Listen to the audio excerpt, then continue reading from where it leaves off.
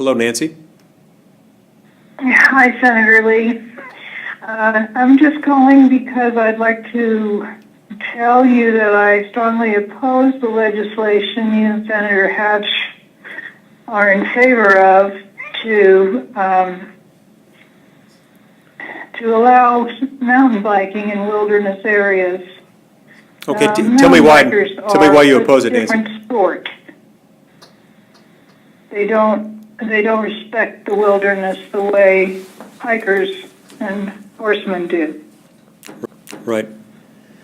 Well, I appreciate you sharing that concern with me, Nancy. Let me tell you why we introduced this legislation and what it does. This legislation doesn't force any recreation area managed by the federal government to accept mountain bikes. It leaves the decision up to the local land managers. There are going to be some areas where mountain bikes might be appropriate in certain wilderness areas. There are going to be others where the character of the wilderness territory wouldn't necessarily be appropriate for mountain bikes to use.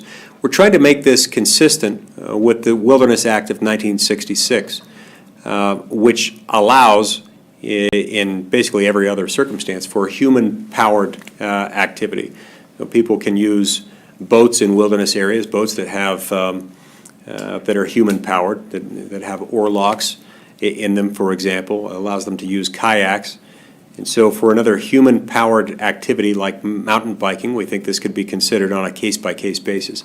It doesn't mean that they're always going to be appropriate in every instance.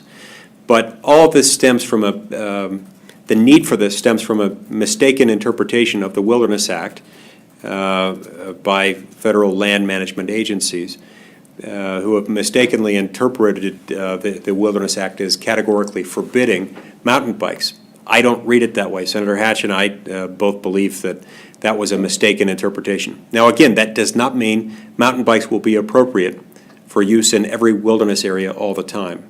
But the local land managers will have the discretion to decide when, whether, in what circumstances, in what areas mountain biking might be appropriate.